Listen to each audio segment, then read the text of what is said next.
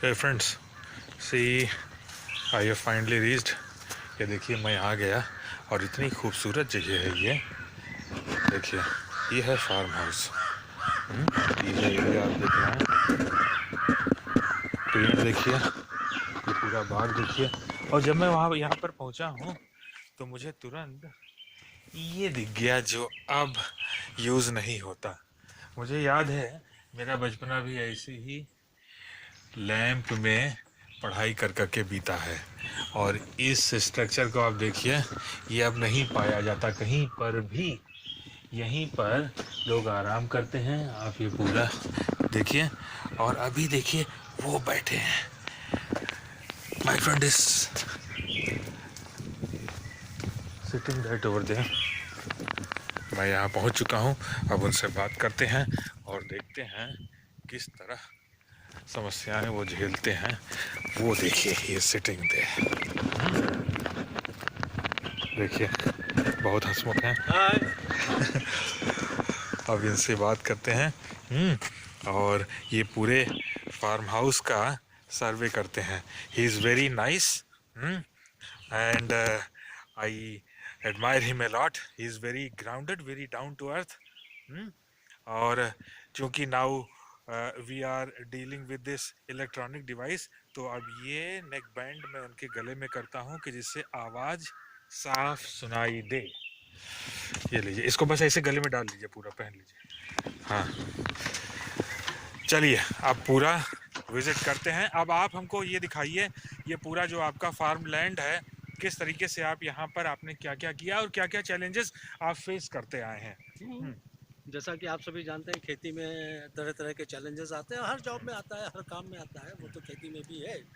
और इधर यहाँ हमने इलेक्ट्रिकल फेंसिंग करवा दी है, जो कि आवारा पशुओं से बचाती है। हमारा खेत जंगल के किनारे होने के कारण उसमें जंगली जानवरों का भी काफ़ी आना जाना रहता था, तो अब उससे रुकावट हो गई है। और इधर हमारा आम का बाग है, और ये हमने जो छोटे छोटे पेड़ आप देख रहे हैं, ये नया बाग लगाया है। और इसमें भी ज़्यादा से ज़्यादा एरिया में हमें बाग लगाने की योजना है। और इसमें जब तक आम के पेड़ बड़े नहीं हो जाते हैं, तब तक इसमें कुछ छोटी मोटी खेती की जा सकती है, जैसे मसूर है, लाही है, सरसों है, इस तरह का उर्द है, मूंग है। इस तरह की खेती इसमें हो सकती है।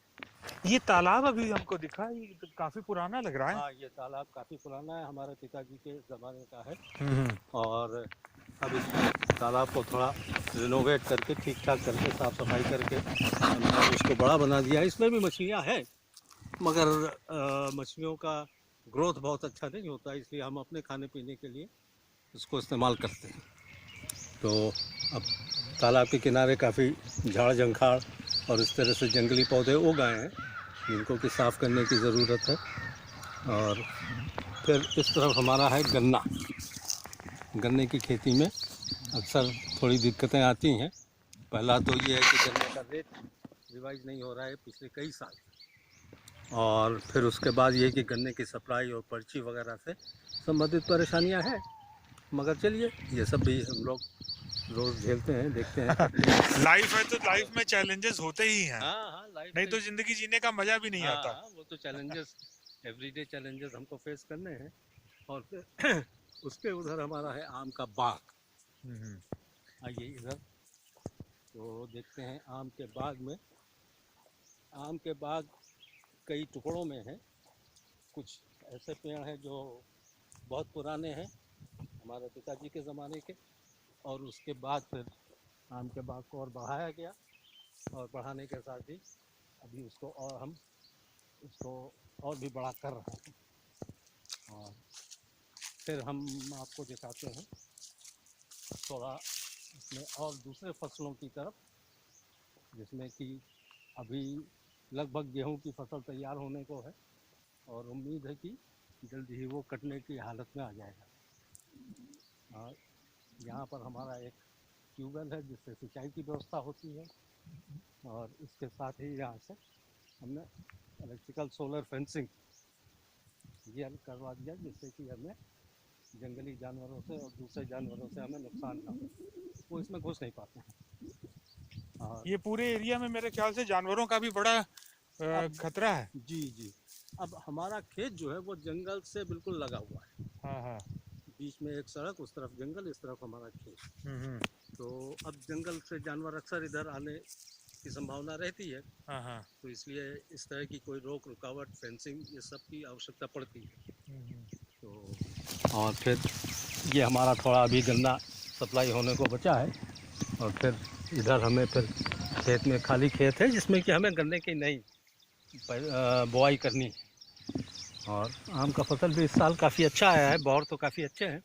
हम देखते हैं फाइनली कितना प्रोडक्शन होता है। बड़ा एक्सपेरिमेंट आप खेती के साथ करते हैं ऐसा लग रहा है देखने पे। आवश्यक है क्योंकि एक बार मुझे याद है कि आपने एक ऐसे आम के पेड़ का जिक्र किया था जिसमें एक ही पेड़ में कई वैरायटी की आपने ग्राफ्टिंग की थी। क्या वो पेड़ यहीं पर है आपके फार्म में? जी, आइए मैं आपको दिखाता हूँ। ये हमारे सामने वो आम का पेड़ है जो कि नीचे से एक ही पेड़ है, अच्छा। और ऊपर जाके अलग अलग ब्रांचेस हैं, और अलग अलग ब्रांचेस में अलग अलग वैरायटी के आम हैं, हाँ हाँ। जिसमें कि सफ़ेदा है, चौसा है, लंगड़ा है, दशहरी है, गौरजीत है, इस तरह से। तो ये ग्राफ्टिंग आपने अलग अलग समय पर की होगी, एक टाइम पर तो नहीं हुआ होगा? जैसे जैसे ये ब्रांचेस तैयार होती गई वैसे वैसे हम इसमें ग्राफ्टिंग करते गए। हाँ हाँ। जैसे ये नई ब्रांच निकली तो इसमें हमने ग्राफ्टिंग कर दी इस जगह हम्म। पे। और ये पुराने हैं जो पहले किए थे, हाँ हाँ। ये काफ़ी मोटे और तैयार हो गए, इसमें फल आने शुरू हो गए। जी। और फिर इस सीज़न में जो भी नए ब्रांचिंग बनेंगी उनमें और भी दूसरे वेराइटीज़ को ऐड कर दूंगा, और इस तरह से अभी इसमें छोटे छोटे फल भी आने शुरू हो गए हैं, जो हमने 1-2 साल पहले लगाए थे जिसमें ग्राफ्टिंग किया था। तो इस तरह से मतलब इसका रूट एक ही है हाँ, और इसमें हाँ देर आर नीचे से 7 काइंड्स ऑफ हाँ वेराइटीज़। वैरायटीज। Okay good. तो ये एक ही नीचे से है, और इसमें हम अलग अलग ब्रांचेस में अलग अलग तरह के आम देखते हैं। हाँ हाँ। एडवांटेज इसका ये है कि कुछ आम अर्ली वैरायटी के होते हैं, कुछ मीडियम होते हैं, कुछ लेट होती हैं। हाँ हाँ। तो शुरुआत से ही मुझे इसमें आम मिलना शुरू हो जाता है, हाँ हाँ। और एक ही पेड़ में मैं आखिर तक, हाँ। यानी कि सफ़ेदा आखिरी वैरायटी मानी जाती है, तो तब तक हमें आम इसमें मिलता है। और बम्बैया या गौरजीत से शुरू होते हैं और आखिर तक हमको आम मिलता रहता है एक ही पेड़ में। तो इस तरह से एक ही पेड़ में हमको 7 वैरायटी के आम मिलते हैं। हाँ हाँ। आइए अब देखते हैं और दूसरी चीज़ें। वेरी वंडरफुल प्लेस, वेरी और पीसफुल, हमने फुल ऑफ नेचर। वैराइटीज़ में काफ़ी ग्राफ्टिंग भी किया है, हाँ हाँ। जो कि हम अपने फील्ड में उनको ट्रांसप्लांट करेंगे। हाँ हाँ। बरसात, शुरुआती बरसात होते ही हाँ हाँ। इसको फील्ड में ट्रांसप्लांट करके हाँ नए बाग तैयार कर सकते हैं। हाँ। हाँ। और इधर हमारा है गेहूं का खेत। अच्छा, ये फेंसिंग आपने पूरे हाँ, लैंड पर करी? पूरे लैंड पर हाँ हाँ। फेंसिंग कराना इसलिए ज़रूरी था हाँ कि किधर से कौन से आवारा पशु आते हैं हाँ। या जंगल के पशु आते हैं, उनसे हमें बचाना ज़रूरी है। आगे आने वाले जनरेशन को खेती में, फार्मिंग में इंटरेस्ट क्यों नहीं है? असल में क्या है कि जो हमारे अगली जनरेशन है वो इस तरह से उनकी पढ़ाई लिखाई, इस तरह से उनसे बचपन की ट्रेनिंग रही है कि उनका रुझान आजकल के आधुनिक टेक्नोलॉजी में और आधुनिक चीज़ों में ज़्यादा हो गया, और वो एक तरीके से कहा जाए कि कंप्यूटर की दुनिया और इससे रिलेटेड जो भी चीज़ें हैं उसमें उनकी रुचि ज़्यादा रही है। They तो have absorbed themselves in a mechanical way of life. हाँ, That is why they all they have have ruined their completely peace of gone into mind. Urban area. तो उनका रूरल एरिया से संबंध धीरे धीरे हाँ कम होता चला गया, उनका इंटरेस्ट भी कम होता चला गया। हाँ उन्होंने बाहर के स्कूलों में पढ़ाई लिखाई की और उस तरह से वो ब्रॉटअप हुए हाँ कि जिसके लिए उनका रुझान उधर रहा है। हाँ। और इस वजह से अब चूंकि वो काफ़ी अरसे से नौकरी में और दूसरे कामों में इस तरह से रहे हाँ कि जिससे कि उनका इंटरेस्ट इसमें रूरल साइड में कम हो गया, फार्म या एग्रीकल्चर में कम हो गया। हाँ। तो अब ये है कि इस ज़मीन के टुकड़े का बेस्ट इस्तेमाल ये हो सकता है कि इसमें एक बार आम के बाग लगा दिए जाएं तो वो कई जनरेशन तक काम आएगा, और वो कुछ ना कुछ हमें रेवेन्यू भी देता है। हम्म। बहुत ज़्यादा एक बार लगाने के लिए थोड़ी देखभाल की ज़रूरत है, और उसके बाद फिर वो जो भी बाग लेगा वो सारी देखभाल करेगा, और इस तरह से हमें इतनी भाग दौड़ की ज़रूरत नहीं रहेगी। हाँ हाँ। तो अब ये गेहूं का खेत आ गया, लगभग तैयार होने को है, और उम्मीद है कुछ ही दिनों में ये कटना शुरू हो जाएगा। ये कितना एरिया होगा जिसमें ये गेहूं वीट? ये कुछ एरिया इधर और कुछ एरिया इधर, टोटल मिला करके करीब 50 बीघा, यानी कि 50 10 बीघा। एकड़। क्या वैरायटी होगी इसकी? ये पंजाब की वैरायटी है 434। Oh good. तो अब ये तैयार हो है इस वक्त, और कुछ हमारे पास ये सागौन टिम्बर। हाँ, ये तो मैंने देखा अभी जब मैं उधर से आ रहा था, तो बहुत बड़े बड़े ये पेड़, तो काफी साल हो गए इसको लगाए हुए। एक बात आप लोगों को बताएं, my friend, he is a very progressive farmer and he spends a lot of time among these vast cultural agriculture land and he is enjoying. थोड़ा एज का फैक्टर है, तकलीफ होती है आने जाने में, लेकिन ये है कि कम से कम बड़ी खुशी होती है ऐसे आकर के देख करके कि एक अकेले व्यक्ति के एफर्ट से इतना सब कुछ हो रहा है जितना आप देख रहे हैं।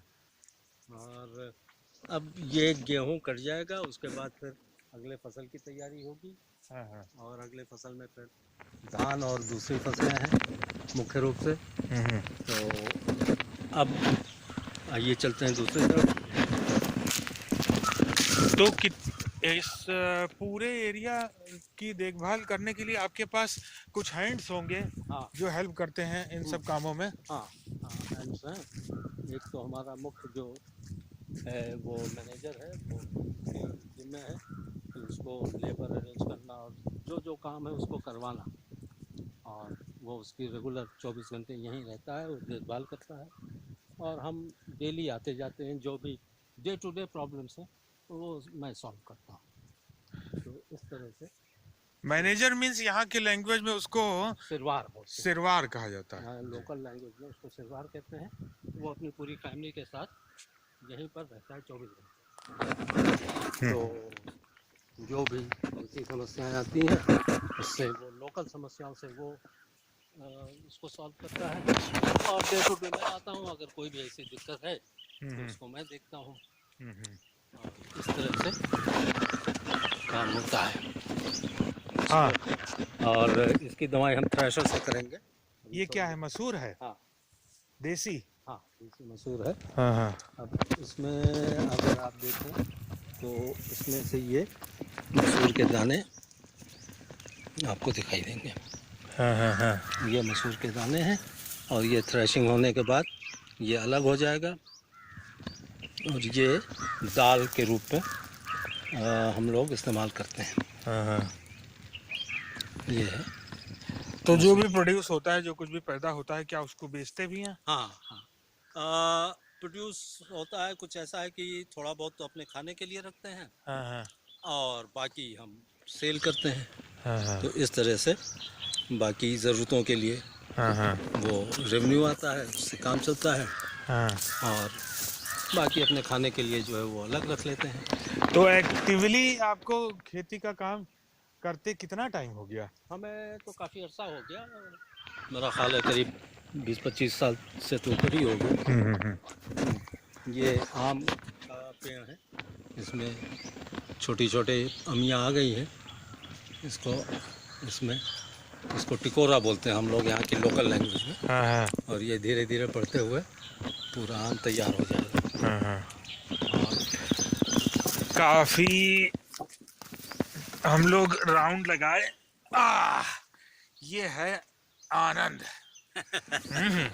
मजा आता है कम से कम ऐसे। मैकेनिकल लाइफ से तो अच्छा ही है। एक पुरानी कुछ लाइनें याद आ गई। हाँ आगरा में जीवन भी क्या है, क्यों न इसे सबका मन चाहे। तो वो वाली स्थिति है कि इसमें सुकून तो बहुत है, हाँ हाँ। लेकिन थोड़ी भाग दौड़ और थोड़ा सा आजकल की होने वाली जो परेशानियां, उनसे रूबरू होना पड़ता है। कुछ समस्याएं हैं तो कुछ अच्छाई भी है, कुछ कमियां भी हैं, सब कुछ मिला जुला करके ठीक है, अच्छा है। तो ग्रामीण जीवन में थोड़ी सी ऐसी बातें हैं। आप के एक सुपुत्र हैं, he has got one child, his name is Ruben, and he is also very passionate and very adventurous. मेरे पास हिमालयन है, उनके पास भी हिमालयन है, और एक दिन उन्होंने मुझसे कहा कि चलिए कहीं लद्दाख वदाख चलते हैं। तो मैंने कहा, अभी कुछ दिन पहले ही मेरी बात हो रही थी, मैंने कहा I am coming with my mountain bike, I will make a plan and let us go to Ladakh and visit various extreme locations right over there. लेकिन उसके पहले मेरा मन किया कि आकर करके थोड़ा सा यहाँ राउंड लगाते हैं। मेरे बेटे से इनकी बहुत अच्छी दोस्ती है। दोनों के विचार काफ़ी मिलते जुलते हैं, दोनों काफ़ी एडवेंचरस हैं। वो भी अपने बाइक से कहाँ कहाँ निकल जाता है, सैकड़ों हज़ारों किलोमीटर की यात्रा पर। तो उसका भी थोड़ा एडवेंचरस एक्टिविटीज़ में काफ़ी इंटरेस्ट है, लाइफ ऐसे ही जीनी चाहिए मेरे ख्याल से। और उसका हेल्थ और वो भी अलाउ करता है इतना स्ट्रेन और इतना वो करने के लिए। अभी थोड़ी एज ज़्यादा होने की वजह से मैं इतना दौड़ भाग करने में थोड़ी सी दिक्कत आने लगी है। वरना कभी मैं भी चलाता था गाड़ी से, इधर उधर काफ़ी घूमा हूँ, तो अब थोड़ी सी मुश्किल होने लगी है। चलिए अब थोड़ा सा रेस्ट करते हैं, और आज के लिए इतना ही। और आपके कमेंट्स में इनवाइट करता हूँ, what ever experience you have received from this visit on this farmland. I am very thankful to my friend. Share and subscribe. Okay.